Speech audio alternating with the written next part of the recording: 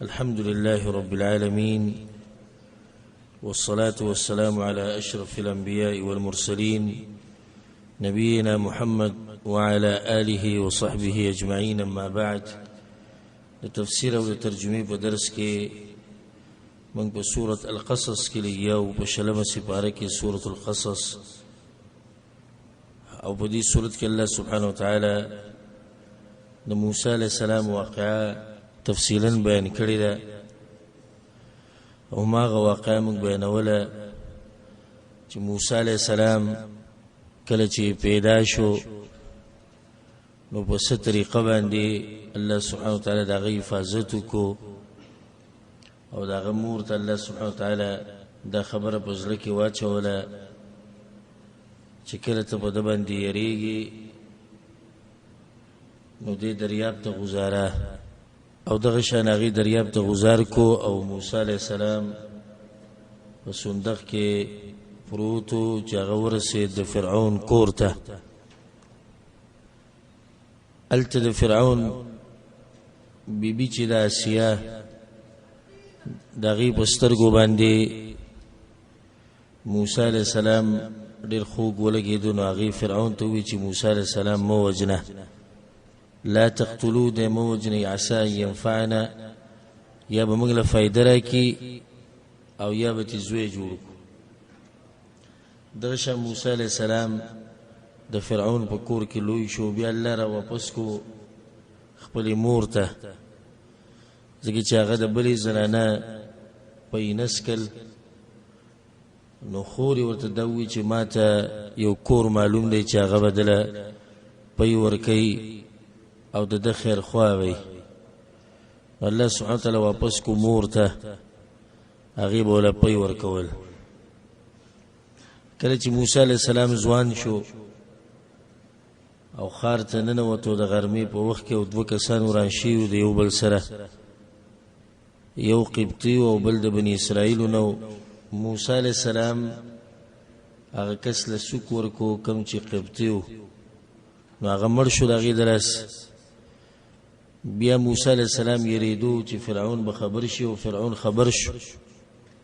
او مشرانو د هغه د وجلو فیصله وکړه. یو کس راغی موسی علیه السلام ته ووایي ان الملأ یأتمرون بک، مشران را جمع شوي دي ستا د وجلو فیصله کوي، فاخرج انی لک من الناصحین، نو ته وځه زه تا ته د نصیحت کوونکو نه یم. دغه ځای پورې موږ شلم نمبر آیت د دغه ځای پورې موږ سبق ویلی و.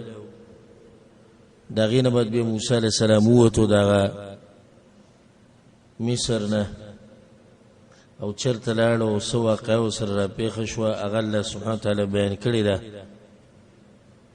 او دا ټول دې دپاره چې الله د دې صورت په اوله کې دا خبره کړې ده چې زه دا کمزوري خلک دوی د ځمکې وارثان وګرځوم او دوی له عزت ورکم او په دوی کې امامان جوړ کم، او هغه بني اسرائیلو. بني اسرائیلو سره ډېر ظلم روان، هغه ظلم الله سبحانه وتعالی ختم کو، هغه فرعون تباه و برباد کو. خو دې ټیم کې لا موسی علیه السلام ته نبوت نه و میلاو شوی. الله سبحانه وتعالی وی په دې 20 نمبر آیت کې اعوذ بالله من الشیطان الرجیم بسم الله الرحمن الرحیم فخرج منها خائفا يترقب، نو اوتو د دغه ښار نه موسی علیه السلام یریدونکی یترقب انتظاري کو، خائفه د یرې په حالت کې ووتو. او ما تیر شوي درس کې دا خبره بیان کړې چې دا طبیعي خبره، دا یره دا طبیعي ده، دا په هر انسان باندې راځي. یترقب انتظاري کو، کتوره کتوه چې کله به د فرعون لښکرې راځي دی به نیسي. الله وی دی ووتو او دی وی قال وی ربي يا رب زمان نجني من القوم الظالمين، بچ کما د قوم ظالمانونا رابطه به د الله سره په یو حال کې نه پرې کوي خصوصا په داسې وخت کې چې کله انسانان ته پرېږدي او انسانان ستا خلاف شي نو بیا به خپله رابطه مضبوطه ساتي د رب العالمین سره په دې ځای کې د هغه نه الله نه دی هېر ربي ای ربه زما نجات مال راکه ما بچ کړه دې قوم نه چې دا ظالمان دي نو لاړ مدین ته مدین د علاقې غوره کړه د هغې وجه دا و چې د مدین د علاقه د فرعون د باچایي نه بهر وه او هغې ته یې مزل وکړو 8 ورځې تقریبا 8 ورځې مزل دی پیاده وکړو دی اوس دې نه دی خبر چې الله دله نبوت ورکوي او دا ټوله طریقه چې روانه کړې ده الله سبحانه وتعالی روانه کړې ده او لازم سخت راځي په انسان باندې د هغې نه بعد انسان ته په دین کې امامتي میلاویږي دا خبره ما تاسو ته بیان کړې وه د تفسیر په دوره کې په سورة البقره کې تفصیلي چې الله سبحانه وتعالی د ابراهیم علیه السلام خبره کوي وإذ ابتلى ابراهیم ربه بکلمات فأتمهن الله په ابراهیم علیه السلام باندې سخت راوستي وي هغه په امتحانونو کې پاس شو کامیاب شو قال انی جاعلک للناس اماما الله ورته زه دې امام ګرځوم زه دې مشر ګرځوم د خلکو دای کې موږ دا فائدہ بیان کړې و چې مشرتیا علی انسان ته میلاویږي چې کله د الله لپاره سختي تیریږي او چې کله د دین لپاره قرباني ورکړي نو د موسی علیه السلام نه یو غټ انسان جوړېدو ولې د نبوت سره د هغې نه مخکې په هغه باندې داسې امتحانونه راغلي د هغې نه ووتو 8 ورځې مزل یې وکړو الله وایي ولما توجه تلقاء مدين او هر کله چې مخکو په طرف د مدین قال وی عسى ربي ان يهديني سواء السبيل امید دې چې رب زما به وخیمات نی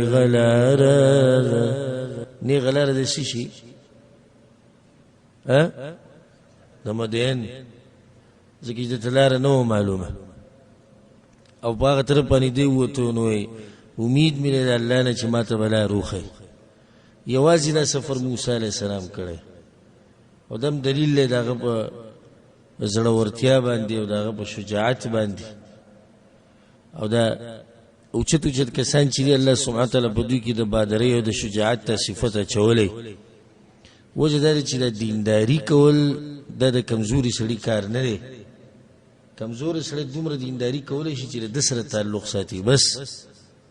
خو داسې دینداري چې په هغې کې د مقابلې ته ودرېږي په هغې کې د قرباني ورکوي دا کمزوری سړی نه شي کولی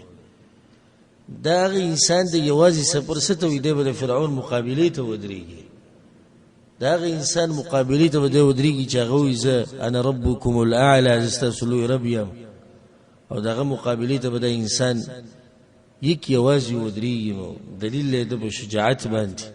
او د په بادرۍ باندې او ټول پیغمبران دغه شی چې الله هغوی کې دا صفت اچولی او دا صفت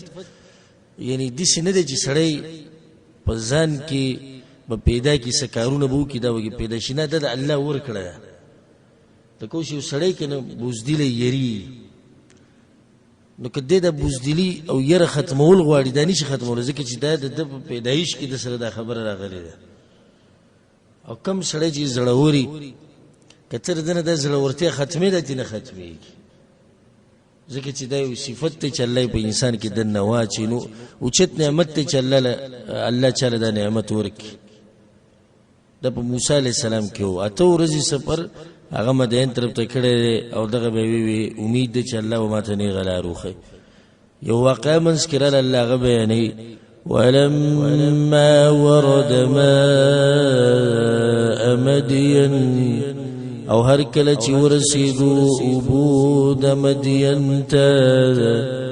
مدین اوبو ته ورسېدو ګودر ته ورسېدو سبحان الله په دې سفر کې د موسی علیه السلام پیزار چې دی هغه هم ټول سولیدلی و سولی شوي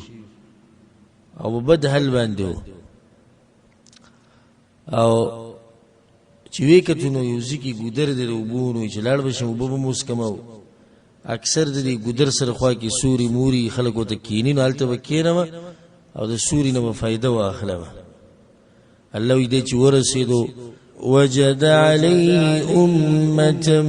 من الناس يسقون نوی مند باغی باندې یو ډله د خلکونه چې اوبه کولې خپل څاروي خلک را جمع شوي دي څاروي راوستي دي ګودر ته اوبه وله ورکوي ووجد من دونهم امرأتين تذودان او وی موندلی اخوا د دوی نه دوه ښځې چې منع کولې خپلې ګډې بیزې دوه ښځې سیر ته ولاړې اخوا د دوی نه الله وی خپلې ګډې بیزې را ټینګې کړې ولاړې دې کې دا خبره یاد ساتئ ګوره قرآن کې هر مسله شته موږ چې دا وایو چې ښځې او سړي ګډ وډ ژوند نشي تېرولی باندې یو دلیل دا دی چې سړو څاروي راوستي و ګودر ته نو ښځې دوه ولاړې دي غاړې ته دا طریقه د مؤمنانو د مسلمانانو ده نن سبا چې دا چغې وایي د اختلاط دپاره چې ښځې او سړي دا یو شان دي نه هېڅ چېرته یو شان نه دي ځمکه او اسمان به یو شي خو دا کېدی نه شي چې ښځه او سړی د یو شی شي فرق دی په دوی کې نو ښځه یو سړی چې ستا څه مطلب دی چې ښځه یعنې تعلیم نشي کولی مزدوري کار نشي کولی مونږ وایو چې تعلیم خو کولی شي د هغې دپاره خپل شروط دي چې پرده کې فتنه ترې نه جوړېږي پلار رور دوی ته خبرې هغوی ورسره یي نو صحیح ده خو مزدوري اصل دا دی چې ښځه به مزدوري نه کوي دا اصل دی دا مزدوري او پیسې ګټل دا په اصل کې د چا کار دی دا د سړي دی الله آدم علیه السلام او بیبي حوا ته په سورة طه کې دا خبره کړې چې ای آدم او د هغه بیبي ته یې ویلي چې تاسو به دې ونې ته نه نږدې کېږئ یعنې کوز به شئ د جنت نه فتشقه نو ستړی به شئ ای آدمه ګوره داسې ونه وي چې ستړي به شئ تاسو دواړه ستړی به شي څوک آدم علیه السلام د دې نه دا فایده راوځي چې دا ستړی کېږي بهر د کور نه دا سړی ستړی کېږي ښځه نه ستړی کېږي نو سړی او ښځه د په هر میدان باندې یو شان نشي کېدی وي کې فرق دی او که ښځه چېرته مزدورۍ او کار لځي دا وایي چې نه زه ځمه نو بیا داسې ځای کې کار کول روا دي چې هلته اختلاط نه راځي د سړو سره او هلته بې حیایي نه راځي او هلته فتنه نه جوړېږي نو بیا صحیح ده بیا کولی شي او که داسې نه وي نو بیا دا ناروا دی د اختلاط دشان په سبقونو کې هم د اختلاط ناروا دی په سکولونو کې په جامعو کې په یونیورسټو کې بعض وی واړه دي نو واړه په مدرسو کې او په سکولونو کې هلکان او جنکۍ کې یو ځای شي داسې خبره نه موږ وایو نه دا خبره ځکه چې دا د اوس نه یو تربیت ولته ورکې نو واړه هلکان او وړې جنکۍ دوی هم د یو بل نه لرې ساتي دا تربیت دی دې کې موسی علیه السلام ورغی ګودر ته نو دوه ښځې غاړې ته ولاړې دي د هغوی سره هم ګډې بیزي دي خو نه یې پرېږدي قال ما خطبكما اوی موسی هغوی ته څه دی کار ستاسو تاسو څه کوئ دلته چې ولاړ یې مؤمن کې همیشه خیري او دا طریقه د موسی علیه السلام نه یې زده که دومره ستړی خو نظر یې په دې زنانو پرېوتو دوی سره هم ګډې بیزي دي چې دوی به څه کوي ګورئ نو د هغوی نه یې تپوس وکړو تاسو څه کوئ قالتا ويغوي لا نسقي حتى يصدر الرعاء نوبكو منغا ترديچ واپشيش پنکيان وابونا شيخ كبير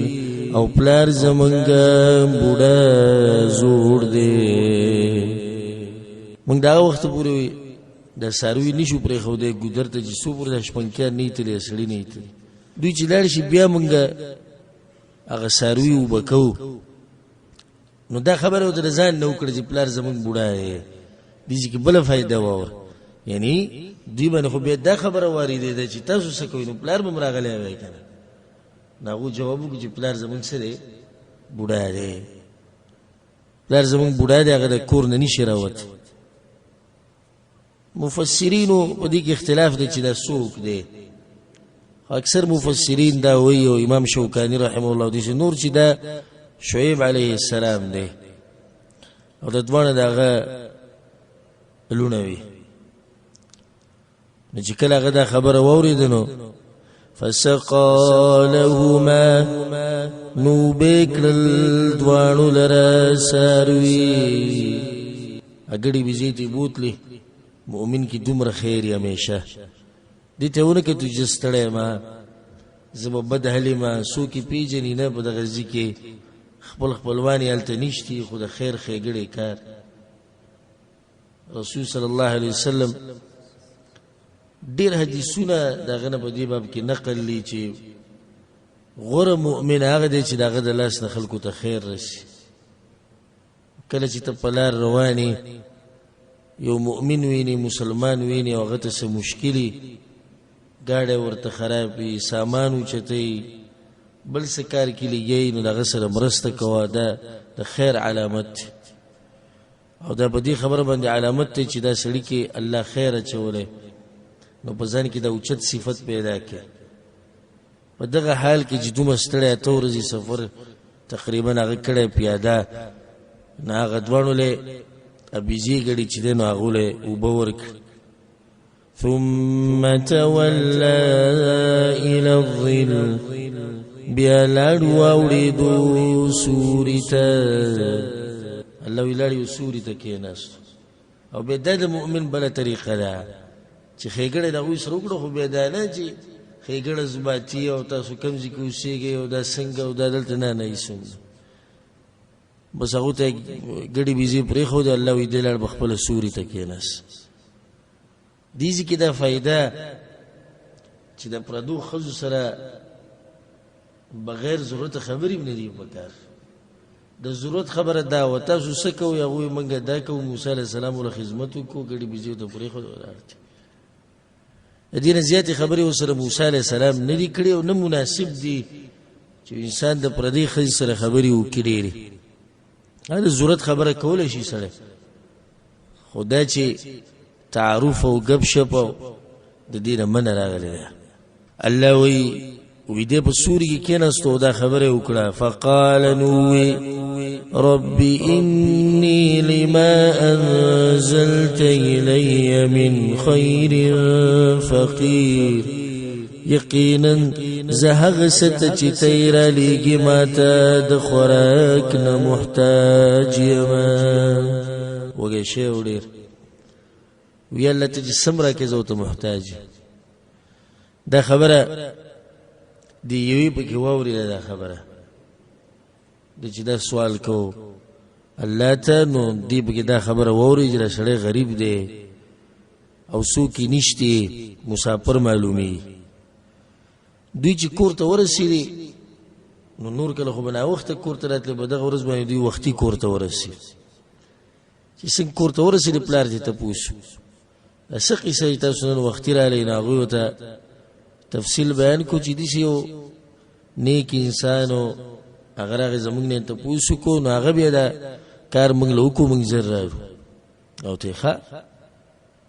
تاسو لاړې شئ او رای ولئ زما خواله. الله وی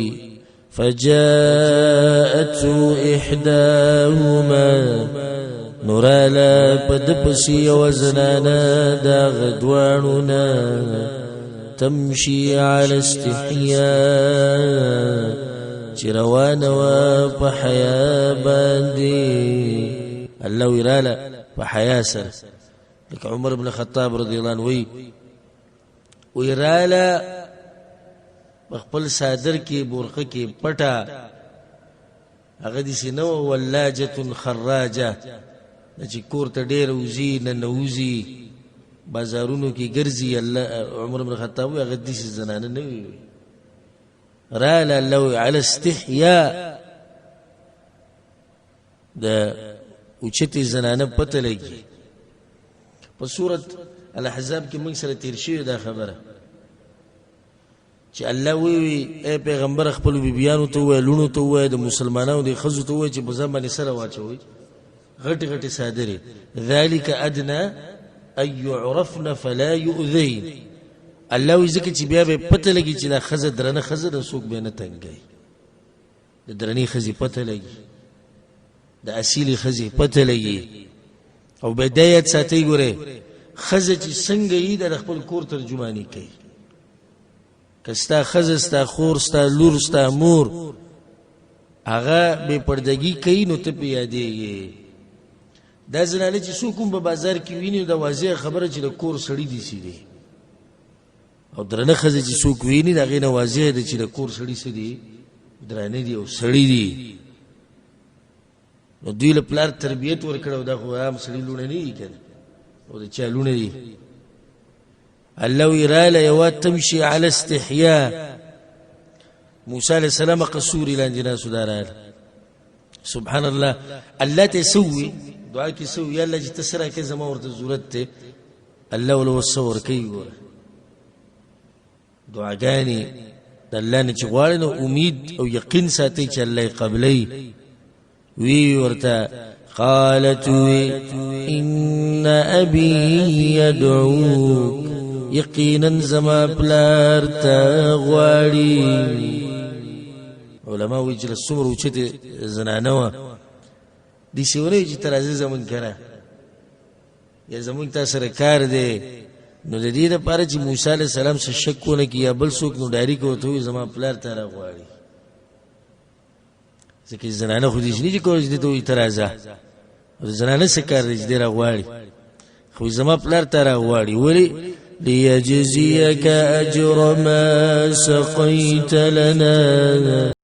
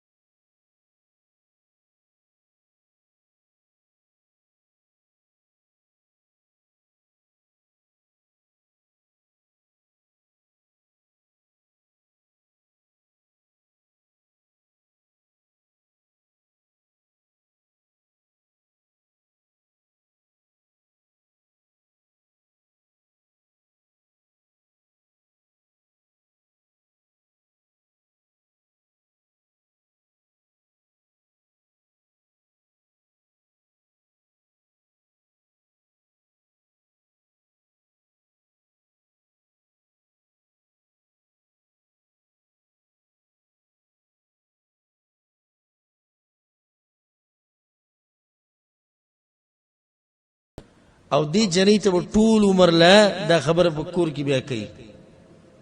پلار را غزار کړي کله ته رونو را غزار کړي کله ته سوي کله ته سوي نو دوه طرفونو ته مسله ده او دوه به غلطه دي دوه سړي غلطه دي یو سړي لور کور کې ناشته ده خور او یو مناسب سړی ته ولید د دې نه مخکې چې بل سړی وغواړي یا دغه کسان له بل وادو کې د ته ووایه او غله په کار دی چې دا یو احسان وګڼي او دا وته دا جنې وته د هغه جنکونم درنه ښکاري شي کوم پسې چې هلکان په خپل ځای وغواړي چې دوی ما سره دومره ښه کړي زه به تاله لور درکړم خو ته به څه کې على أن تأجرني 8 حجج په دې شرط چې مزدوري وکې ما سره اتکاله مزدوري وکې سبحان الله ای پیغمبرانو د واقعات اکثر یو شان رسول صلی الله علیه وسلم مکې نه شړل شي وکړه نو بهر څو کال تیر کړي په مدینه کې ها لس کال تیر کړي دیم اتکاله وته خو دې تیرې لس کال حاله به دې مصر ته شي مصر مزدوري کې اتکاله فإن أتممت 10 نکو پورے دې کړل لس کال فمن عندك نو دا بستاد طرف نه احساني وما أريد أن أشق عليك او نغوالم زجي سختي راولم پتا باندي ستجدني إن شاء الله زرد چی تبومو مما کو غواری اللہ من الصالحین دنیکانو خلقنا زبطا سروی زیادتے نکو اتکالا لازم دی او دو کالا دستا مرجی لکا دی اکڑو احسان بوکی قالوا موسى عليه السلام ذلك بيني وبينك دا زما استامس کی فیصله ده ايما الاجلين قضيت كما يود دوانو نیټونه چې پوره کړم فلا عدوان علي نو نبي زور زیاته په ما باندې کهرم وکړه والله على ما نقول وكيل او الله با خبرو چې منګي وایو زموار دې دیزی کې بل فائدہ تسخر خدمت کولای شي کني شي ها کولای شي نو زمونږ معاشره کې خدای دی چې د خوا خسخر په طرف چې نو ورځي بس دا یو تکړه سړی دی او دا پښتنوم دی او دا اخلاقیم دی او دا دیندارم دی او دا هر څه او کدا غوی سره دی تعلقات ساتل او راشه درشه نو بیا بس دا په دې بچو کې دغه یو دله ختله دا دې به غیرت وي د خزي سړی دی نو او د خزي سړی خو دې کې شک نشته هر سړی چې وادو کې نو د چا سړی دی او د خزي سړی دی او پته نه چې سیو ته خولي دي او سی پکړي او دا خبره زمونږ پښتو معاشره کې عامه ده کم سړی چې د خواخ خر سره خکې په دوی په دې کړي دي کوړي وي ته کوړمو وي دومره کوړګره کوړمه ده ته ساحران دي د جادوګر دي ده خطا چې کله د جنې غوښته نو تاسو ته پته نو چې د جادوګران دي او د کوړګر دي تاسو ولې دي کوړګرو سره داول نه رښتیا کوله او داول له مشکل پتا کې رښتیا کوړګرو سره رښتیا کې تر ساحرانو سره رښتیا کې اوس وایي چې د جادوګران دي نو د خواخ خر خدمت کول د شریعت مونږ ته وی چې وی کوي او دا عام انسان سره بخکه نه پاتې چې یو انسان ته پوره درکې کامل انسان روالي تعالی درکې وستا شو دې سړي سره بخنک دې خې سره بخنک او حدود کې د نه دې شي چې زیاته بکیږي کله دې زیاته هم کیږي چې د خواخ خر سره دومره خوږ شي دومره دغه شي چې خپل مور پلار هغه پری دا مو زیاته نو افراط او تفرید په منځ کې پاتې کېده په باز پکې دي سړي چې د خزو ته نه راوده کې دی واده شي بیل ته پروت نه د مور پلار ته پوس کې نه د خویندې وروڼو تپوس کوي. خو دغه سخر بابا کته او خواښې ابۍ بره او کته یو بره یو دغه علاقه کې او دغه کور کې بعض هغه کورونو کې به اوسېږي ورسره. نو دا مو زیاتی دی چې د هغوی د لاسه ته هغه مور پلار پرېږدې کومو نه چې ته پیدا یې د هغوی د باندې زیات حق دی. او مشرانو له هم پکار د هغوی ته هم نصیحت دی چې په دې باندې خوشحاله شي چې کله ستاسو بچی اخلاقي او دیندار او د دې لاسه خو د دوی هم نوم جوړېږي چې دوی هغه بچی ښه سړی دی. نو داسې یو فایده مخې ته راله ما ذکر کړه. روایت کې دا راځي چې بیا هغه 10 کاله پوره کړي وو. نو موسی علیه السلام خو اوچت انسان 8 کاله باندې اتفاق شوی او 10 کاله پوره کړي او دا یو لوري ولا ورکړي دا ته واده شي. فلما قضى موسى الأجل نو هر کله چې پوره کړ موسی علیه السلام نیټه خپل ملک و ترایات شو خپل علاقه و ترایات شو مصر و ترایات شو خپل علاقه خپل ملک. د دې سره مینه د طبیعي خبره خو د دې سره به دومره مینه نه کوي چې شریعت پکې پرېږدي او د هغې حدودونه پکې واوړي. نه بعض کسان دا وایي چې وطن او ملک دا د هر څه نه مخکې دی. موږ وایو نه هر څه نه مخکې نه دی. د هر څه نه مخکې څه شی دی؟ شریعت دی او د الله دین دی. خو بیا د هغې نه بعد د شریعت په حدودو کې دننه د ملک سره محبت په دې کې څه قباحت نشته. د بعضو خلکو د دینداري او تقوا په دې سره وړېدلې ده. نو که چېرته هغوی دا ټکی تا نه واوري چې زه خپل ملک سره مینه کوم ته مړه ځان ته مسلمان وې ته د خاورو سره مینه کې د ملک سره مینه دا خو قام پرستي ده. نه هېڅ قام پرستي نه ده چې کله شریعت په حدودو کې دننه. رسول صلی الله علیه وسلم د مکې نه ووتو او مکې ته وکتو په ژړا شو سترګو کې اوښکې رالې وایي زه نه وتم تا نه که ستا قوم زه نه یې ویستی وایي زما ډېره خوښه. موږ به انشاءالله په دې روان درس کې د سیرت بیانو موږ خو هجرت هغه مسله بیانوله که تاسو ته به زه بیان کړم انشاءالله په روان درس کې به واورئ د سیرت چې کله صحابه کرام مدینې ته لاړو نو د هغوی څه حال و مکه یې څنګه رایادوله. دا خو د انسان طبیعت ته چې خپل ځای ورته رایادي او د هغې سره محبت. نو موسی علیه السلام زړه وشو چېرته مصر طرف ته. الله وایي وسار بأهلي او روان کړه خپل کور والا آنس من جانب الطور نارا نو ویلیدو د طرف د تور غر نور. روان یې کړه ځان سره دا ښځه. سبحان الله الله چې څه کار کوي. د شپې تکه توره تیاره او د جمي موسم او د موسی علیه السلام نه لار ورکه شوې او ښځه ورسره وه او ده ته نبوت میلاوېدو ولی دی خو دی خبر نه دی. دی خو په دې راوتلی چې زه ځم چېرته مصر ته ځم خو په لاره کې یو ناشنا کار کېدو ولی دی یو تاریخي واقعه راتلو ولی رب العالمین به ده سره خبرې کوي دا واقعه راتلو ولی نو دی روانو الله وی د تور غر د طرف نه اور ولیدو. قال لأهلي وی خپل کور والته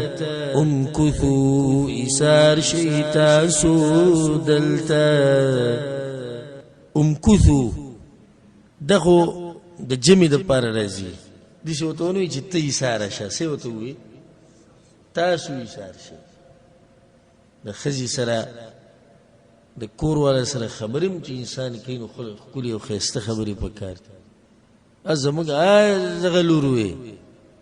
ستا هغه پلار داسې کوم او ستا هغه مور داسې کوم او دا بدماش په کور کې دننه د هغې مور او پلار وکنځي او هغه به وکنځي. بس پکې دا تپوس کوي ما نه تپوسونه شي چې کور ته زه ننوځم نو په ښځه باندې سلام اچول جایز دی او که نه دومره دا ښځه سپکه ښکاري. دیزی که هغوی تاسو ایثار شئ. انی آنست نارا یقینا ما لیدلی دیو خانو سکه چې تا اور لیدلی لعلی آتیکم منها بخبر کی دی شي چې زبر اولم تاسو ته دا غزینا څه خبر اسی خبر براولم د لارې څوک بناسي دا ور خو بچا لګولې کړي نو دا غنه بلار معلومه کما چې دا لار به کم طرف او جذوه من النار یا سکروټه د ور براولم لعلکم تصطلون د دې د پاره چې تاسو ورته ګرم شي سکروټه براولم یو فائدہ خو ملو شي کنه یا بلارو پیژنو او یا بس کروټه ور براوړل ته تا ته ولګو نو ته به ګرمش د خزي خیال ساتل د شریعت مونږ ته خولي ځکه اکثر وي دا ګیرو والا او مړه د مولیان او دوی به خزو ډیر مېنی وي ناغو ته پته دی د مسلې هغه ته پته دی مسلې نه خبري و دې چې موسی عليه السلام مبارک بسوي وي تاسو دلته کېنی زه ورولم تاسو وته ګرم شي نو د خزي خدمت کول دا په موږ لازم دي چې دا خزه ناسته مونږ ته ده او په دې کې څه قباحت نشته بلکې رسول زم سوی وي په تاسو کې غوره انسان هغه دی چې چا د پاره غوره دی د خپل کور ولا د پاره غوره دی او زه غوره یم د خپل کور ولا د پاره دا غوره انسان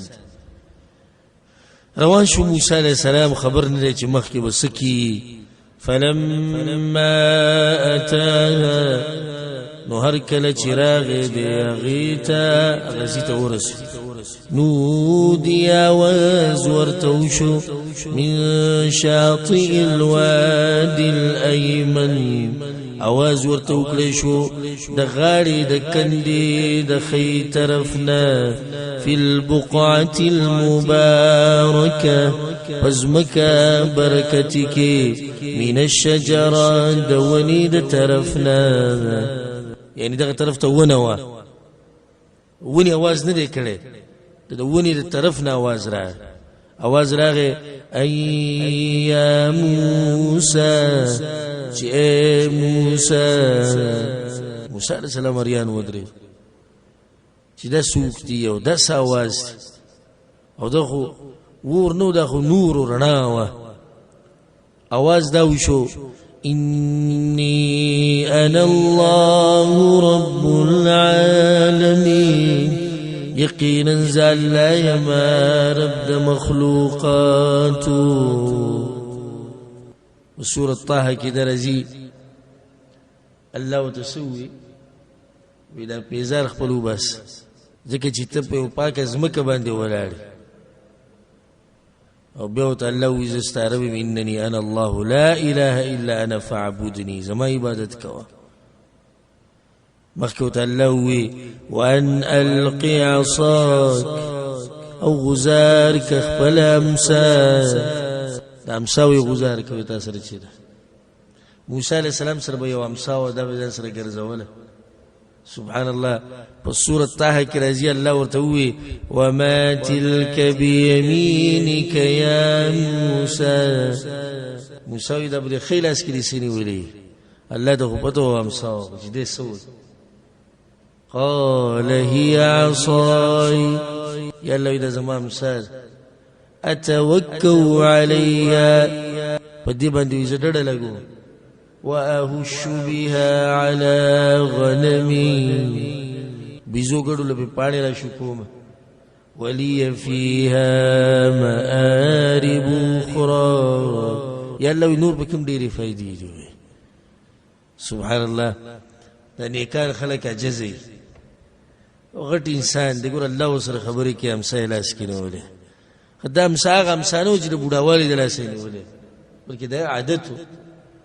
دا امسا وسره لاس کې الله تعالی امسا گزار کړه چې کله گزار کړه فلما رآها تهتز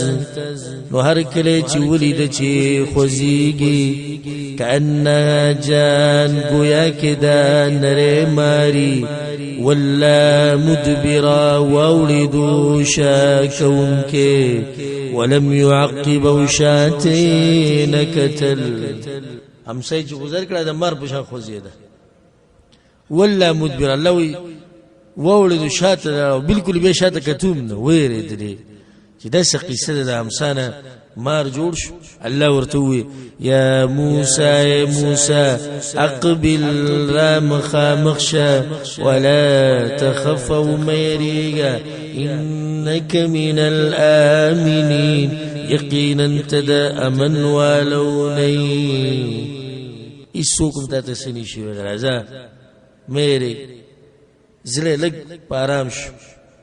لکه څنګه چې پیغمبر صلی الله علیه وسلم ته اول پر وحی را لازم پیغمبر صلی الله علیه وسلم ته کور تراغه سوره ګره پر راغلی او خدیجه ته په ما باندې کمبل رواج ما صادر رواج ما پټ ک موسی علیہ السلام باندې بیا راغل او به دا خډیر ناشته چې رامسان نسی شي جوړ مارتي جوړ شو الله تعالی زميري دویمه خبره اسلك يدك في جيبك ننباسا خپل لاس پګریوان کی تخرج بيضاء من غير سوء رو بوزي تکسبین بغیر د صاحبنا اچلا سورنه وستو چروي وستو دا تکسبین والله ولا صاحب نه دی ګور د معجزه د چې تو ویریږي چې دا خو بګعيب ولګي دا لا شي پړقېدو دریم خبره وضمم إليك جناحك او يوزيك زان سرا اړخپل دای ترجمه د جناحك نور مطلب ته لاس ولګو د خپل زړه سره لاس خپل من الرهب د وجد يرينا الله تعالی طریقه هو یعنی چې کله ته دې مار د یره پتا باندې راځي نو لاس په کم زیګ دا لاس په دې سینه باندې دا نو د یره به ختميږي او دا طریقه به موسی علیہ السلام په هر ځکه استعمال ولا کله چې د جادوګرانو مخې ته ورغه نور دي زینو کې چې یره وګراله لاس په کم ځکه خو په سینه باندې په زړه به کې او امام ابن کثیر رحم الله تعالی دا خبرم لیکلی دا وسوم که څوک په دې طریقه باندې عمل کوي یره پیرایشي په دغه ټیم کې په زړه باندې علاج دي شي خو دا دې سره ګور انسان ته خپ ور سکون ملوي نو دا طریقه وتملو خو فذلك برهانان من ربك نو دا دوانا یقینی دلیلون دی دا طرف در ربستانا دوانا کم یو امسا او لاس دا دور دلیلون دی اللہ طرف ندی الى فرعون وملئ فرعون تاو غٹانو دا قوم غتان إنهم كانوا قوما فاسقين يقينا ديوقومنا فرمانا قالوا موسى عليه السلام ربي يا رب زما إني قتلت منهم نفسا يقينا ما وجل زيد دوين يوكس فأخاف أن يقتلون نو یریګم چې دوی به ما مړ کی اورنی مسله ده چې ما یو کس وجلې نو کې دي چې ما مړ کی د یره مې بزله کې ده بل واخي هارون ورور زما هارون هو افصح مني لسانا اغدير فسيح دي زمانا بجبكي فارسله معي نويليك زمان سرا ريد ان يصدقني مددگار چه زمان تصدیق کئی حدیثی کی دو فائدے د پیغمبرانو دا طریقہ ځان کمزور غنی بل د ځان نه غوړه غنی وی الله هارون زمانه په خبرو کې تکړه دی فصیح دی جبه دغه زما د زیادت تیز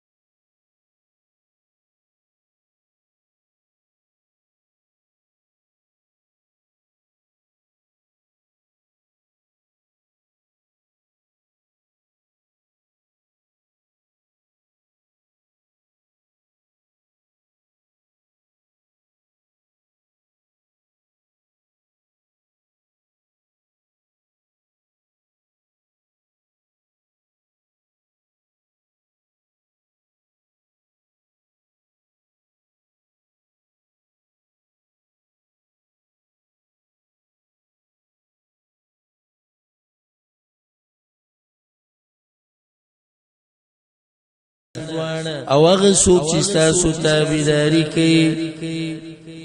الغالبون غالب بي زي تاسو دواړه لاړ شئ بآياتنا لاړ شئ زما معجزې ځان سره ویسئ انتما تاسو ومن اتبعكما څوک چې تاسو په نقش قدم رواني تاسو به همیشه غالب وي او همیشه به زورور یې. د دینه بعد بیا موسی علیه السلام او د فرعون په منځ کې خبرې شوي چې هغه به انشاءالله روان درس ته پرېږدو دغه ځای کې به تفصیل ډېر دی او بیا مخکې څه چل شوی او څه واقعه وه هغه الله سبحانه وتعالی بیانه کړې ده. نو په روان درس کې به انشاءالله د باقي صورت پوره کوو. الله سبحانه وتعالی دې موږ پوه کړي په قرآن او حدیث باندې او الله سبحانه وتعالی موږ له توفیق راکړي قرآن او حدیث باندې عمل کولو او الله سبحانه وتعالی دې موږ له توفیق راکړي چې د اسلام او د مسلمانانو خدمت وکړو او الله سبحانه وتعالی دې څنګه چې په دې مبارک جومات کې موږ یو ځای کړي وو دغه شان دې الله موږ او څوک چې دا بیان اوري او څوک چې ګوري موږ ټول دې الله په جنت الفردوس کې د خپل خوږ پیغمبر محمد صلی الله علیه وسلم سره یو ځای کړي. هذا والله أعلم وصلى الله على نبينا محمد وعلى آله وصحبه أجمعين.